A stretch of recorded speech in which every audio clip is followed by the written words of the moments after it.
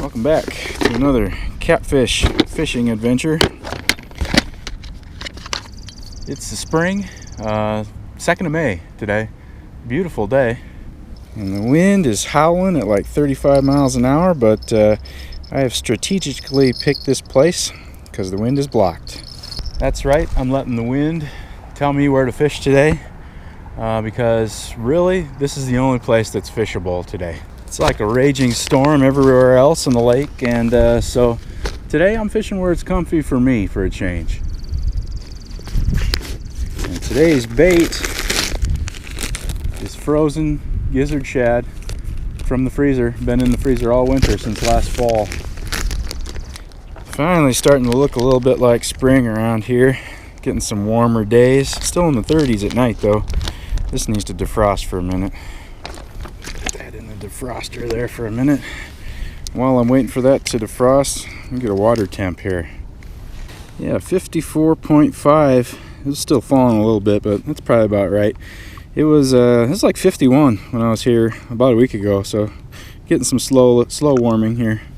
Like I said, we're getting into May now, May 2nd today, and yeah, I want to get some more catfishing in before they start to spawn. I think once the temps start getting close to water temps start getting close to 70, spawn will be on and it'll be harder to catch. And frankly, I don't really enjoy catfishing in hot weather that much anyway. Keeping bait cool is a chore that you always have to do, and then when you keep fish, you got to keep them on ice, otherwise, you know, they go bad fast. It's cold water catfishing is my favorite catfishing.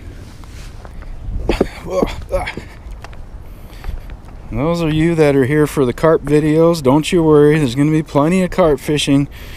Like I said, once this water temp gets up into the 70 or so, it's pretty much just going to be all carp fishing for me for the next several months. So there'll be plenty. This looks pretty good. I'm just having a fantastic year with the spring catfish this year. Broke my PB twice, and I don't know if I can do that again. I think I might have caught the biggest catfish in the lake.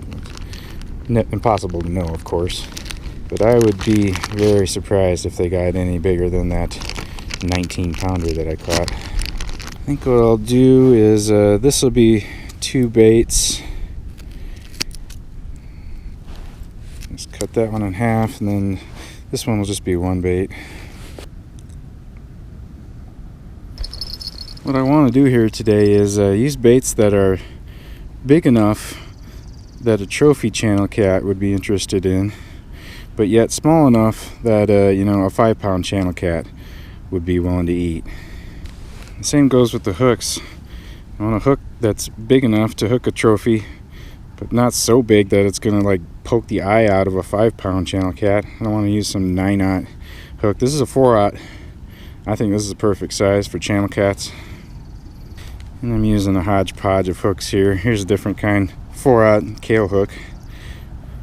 Nothing fancy here on my rig. No rattles or demon dragons or any of that stuff. Sinker on the slide, that's a 5-ouncer. And then a 1-foot leader down to that 4-aught hook. A little shad. I got 20-pound mono on all of this. And these are the Ugly Stick catfish rods, medium heavy power. And the reel I'm running is the Akuma Avenger.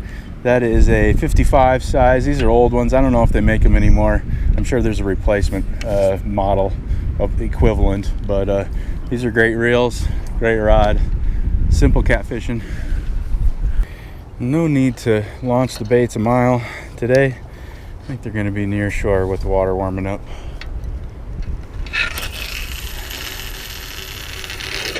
Boom. Probably 35-40 yards.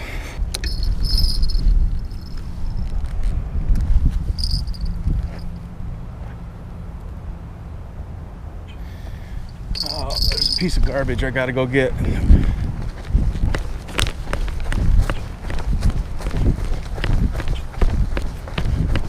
Gotcha. Yeah, this thing's tumbling down like a tumbleweed, but headed for the water. Got it.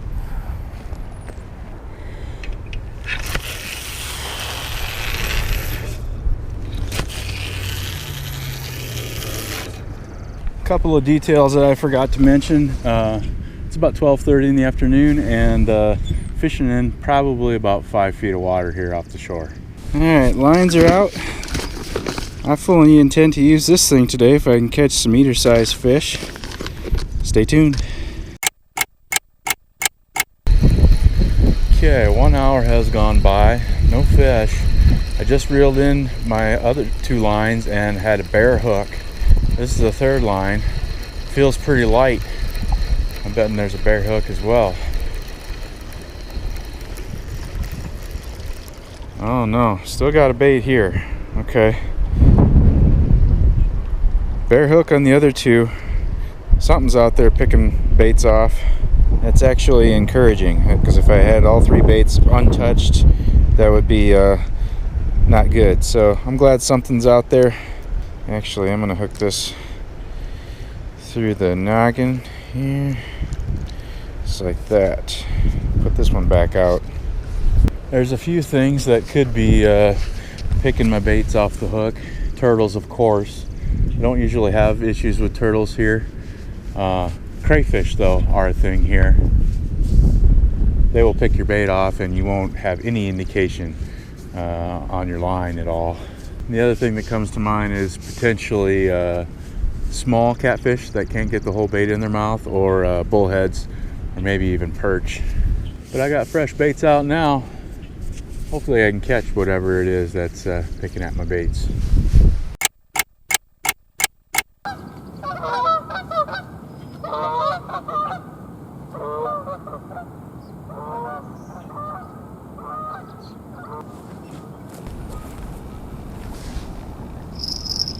Okay, I just saw a bite there. Something's playing with this bait. Let's go see what's going on here. That was just a light bite. I just happened to be looking at the rod in the direction of the rods and saw this rod tip bob up and down a couple of times. It wasn't enough to make my bells jingle or anything. This is the older bait, the one that I casted back out. Okay. So I think we do have some turtle going on here. Something grabbed onto it and pulled. Well, I'm glad I noticed. Otherwise I'd be sitting there with just this stupid thing hanging on the hook. No meat on it, just the skull. No doubt that's what happened last time. Something just grabbed onto the bait and pulled until the hook ripped out. I'm going to put a smaller piece of bait out this time and see once. If it's small catfish, that's fine. I'd like to catch some small catfish if they're biting. I'd be down with catching some bullheads even if that's what's doing it. We'll see. I don't think I'm going to downsize the hook though. This is plenty small to catch a bullhead. Alright, I'll see how this goes. Got a little game of cat and mouse here going, or cat and fish, I guess.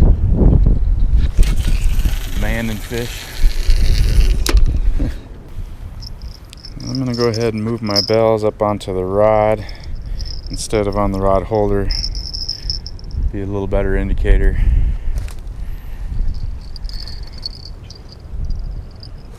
I don't really like doing this because it's annoying having to take the bell off when fighting a fish. I can't stand it when I see people fighting a fish for the whole time with a bell on the rod.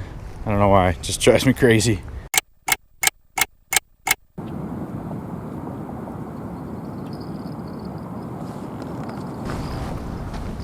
Okay. Bell is off the rod. Whatever picked it up and swimming towards me. Big time swimming towards me. Oh. Okay. Wow, big time swimming towards me. Finally hooked up. Whatever this is doesn't seem very small. Guess it could be a big turtle. Get that net out there and get that ready. He's still a ways out there, but I want to be ready. This does not feel like a small fish. Kind of intense right there with the bite. It had a bite and then it immediately started swimming in towards the shoreline.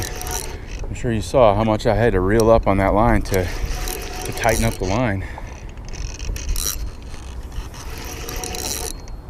I I haven't even seen a glimpse of them yet. Oh, there's my sinker. Oh yeah, big catfish tail just came out of the water. Yeah, this is a big cat. Not gonna be an eater.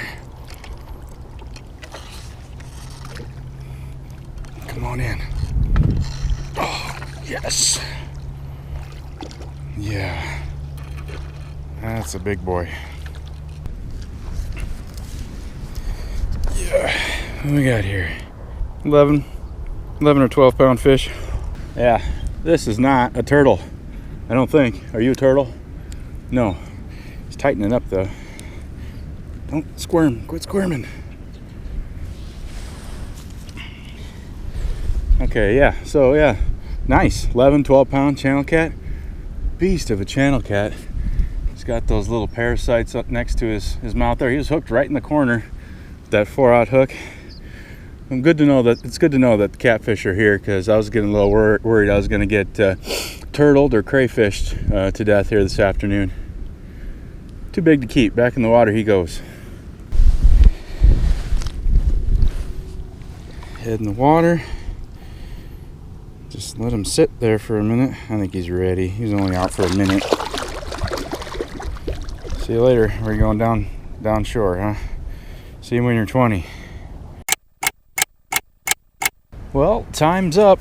I don't really have anything clever or interesting to say about today's fishing, other than that one big channel cat. It's a pretty good day. Thanks for watching. I appreciate it. See you on the next one.